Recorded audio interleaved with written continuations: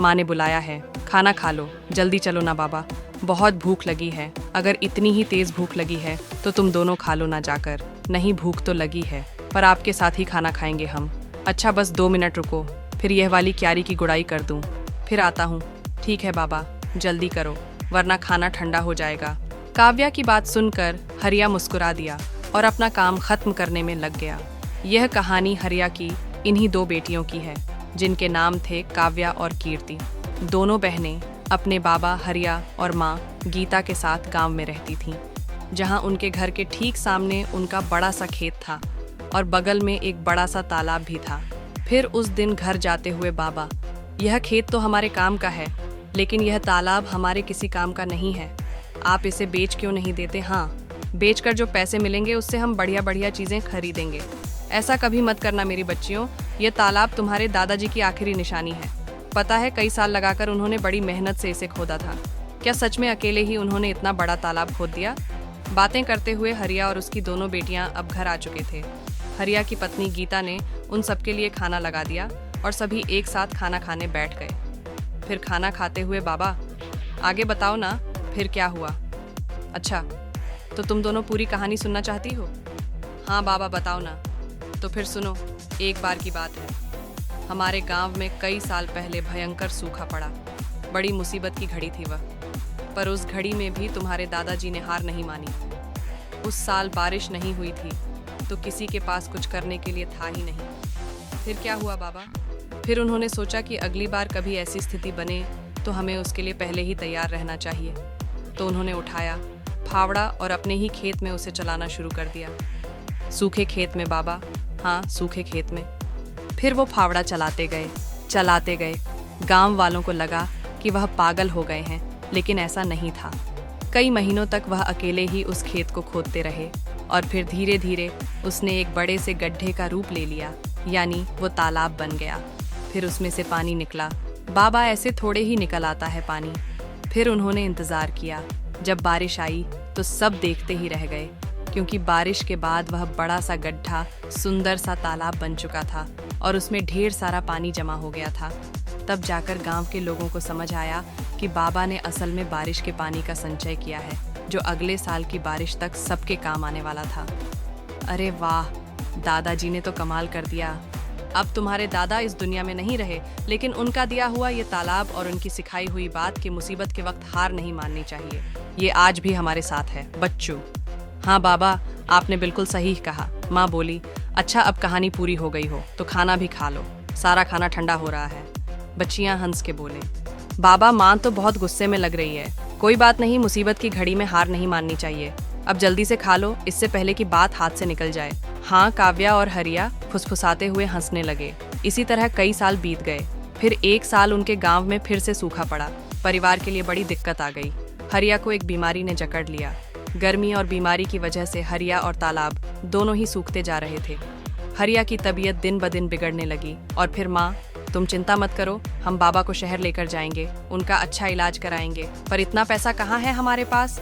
हम कर्जा ले लेंगे माँ। मैं अभी जाकर साहूकार से बात करती हूँ, वो बड़ा बदमाश है।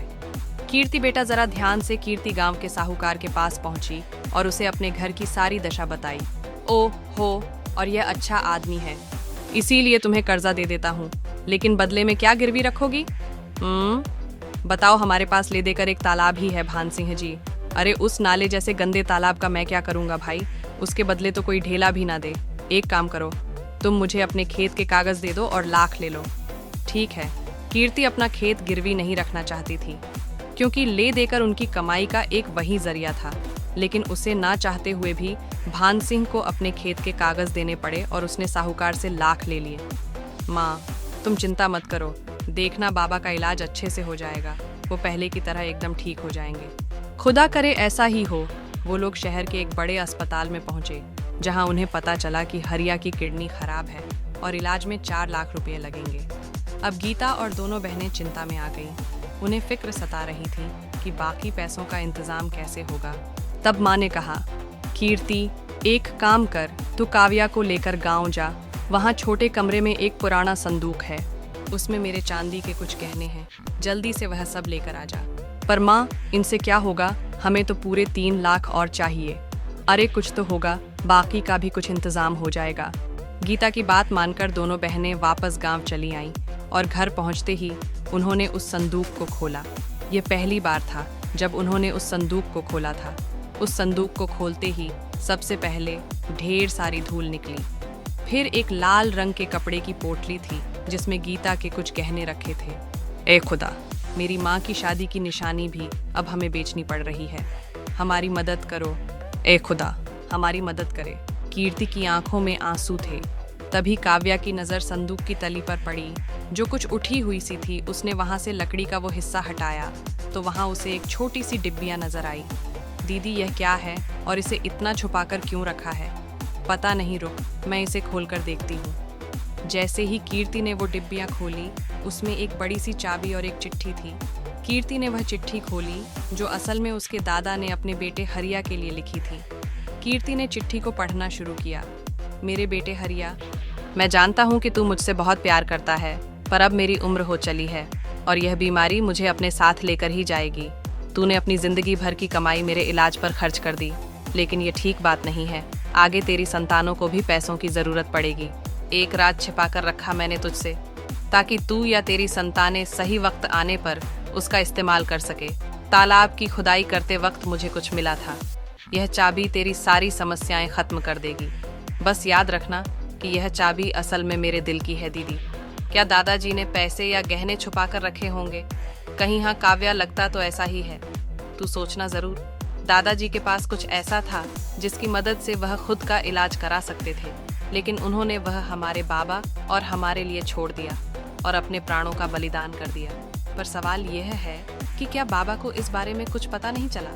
कैसे पता चलता? कितना छुपाकर तो रखी थी डिब्बियाँ दादाजी ने, वो तो पता नहीं कैसे मेरी नज़र पड़ गई इस पर। लेकिन दीदी, ये चिट्ठी के आखिर में किस तरह की पहेली है? अब हम दादाजी का दिल निकालकर कहाँ से लाएं? बुद्धू वह किसी तरफ इशारा कर रहे हैं। उन्होंने कहा कि यह चाबी मेरे दिल की है। इसका मतलब कोई ऐसी चीज़ जो उनके दिल के सबसे करीब थी। उनके दिल के सबसे करीब तो बाबा हैं, पर बाबा में चाबी थोड़ी ही लगेगी, कुछ और सोच। हाँ दीदी, उनके दिल के करीब वो तालाब ही है जो उन्होंने बहुत मेहनत से खुद ही खोदा था। शाबाश, सही कहा, पर इतने बड़े तालाब में हम यह चाबी कहाँ लगाएंगे? किस जगह? सोच कीर्ति, सोच दीदी। चाबी तो किसी ताले में ही लगेगी और तालाब जरूर किसी चीज़ की तो सुरक्षा कर रहा होगा। हाँ, जैसे कोई पुराना संदूक लेके। वो संदूक पूरे तालाब में कहाँ है ये कैसे पता चलेगा? और पूरा तालाब खोदने में तो बहुत वक्त लग जाएगा। हाँ, और डॉक्टर ने जल्दी पैसे मंगवाए हैं, क्या करें? दीदी, मिल गया। मान गई, दादाजी तो बहुत ही समझदार थे। मतलब उन्होंने एक ही पहेली में दो उत्तर दिए हैं। उनके दिल की चाबी, मतलब तालाब और दिल कहाँ होता है? शरीर के बीचों बीच तो हम तालाब के बीचों बीच खुदाई करेंगे, वो भी रात को। वाह दीदी, क्या दिमाग पाया आपने। वैसे दीदी, एक बात तो माननी पड़ेगी, दादाजी बहुत समझदार थे, लेकिन शायद वह जानते थे कि उनकी आने वाली पीढ़ियां भी बहुत समझदार होंगी। तभी तो उन्होंने इतनी मुश्किल पहेली रखी थी। काव्या की बात सुनकर कीर्ति मुस्कुरा दी और फिर रात में उन दोनों ने तालाब के बीचों बीच खुदाई शुरू कर दी। और थोड़ी सी खुदाई के बाद उन्हें वहां से वाकई एक संदूक मिला और फिर जब उसे खोला गया तो उसमें ढेर सारे सोने के सिक्के थे। दीदी, क्या ये सोने के सिक्के हैं? हाँ काव्या, दादाजी ने सही कहा था कि सारी मुश्किलें हल हो जाएंगी। दादाजी भले ही चले गए, लेकिन वह जाते जाते हमारी सबसे बड़ी मुश्किल हल कर गए। अगले दिन कीर्ति ने उनमें से कुछ सिक्कों को सुनार को बेच दिया और उसके बदले में ढेर सारे रुपए ले लिए। उसने हरिया का पूरा इलाज कराया और साहूकार का भी कर्जा उतार दिया। फिर एक दिन घर में, बेटा, तुमने बताया नहीं कि तुम्हारे पास इतना पैसा आया कहाँ से? कीर्ति ने हरिया को उसके पिताजी की चिट्ठी पकड़ा दी और काव्या ने उसे सारी कहानी बताई। बेटा, बाकी बचे हुए सिक्कों का हम क्या करेंगे माँ? उन्हें बेचकर हम इस तालाब को और बड़ा और सुंदर बनाएंगे, जिसमें प्यारी प्यारी मछलियाँ होंगी और बगल में बगीचा बनाकर लोगों के बैठने का इंतजाम करेंगे। साथ ही साफ पानी के लिए प्याऊ भी लगाएंगे, ताकि हर बार जब भी कोई यहाँ आए तालाब के किनारे बैठकर ठंडा और मीठा पानी पिए और दादाजी के दिल को सुकून मिले। Hello friends, thanks for watching this video. अगर आपको यह वीडियो पसंद आया है तो प्लीज़ लाइक, सब्सक्राइब, कमेंट्स करें इस वीडियो पर, और हाँ, शेयर करना भी ना भूलें। और भी मज़ेदार वीडियो देखने के लिए नीचे दिए गए बेल आइकॉन को दबाएं। देखते रहिए बेस्ट।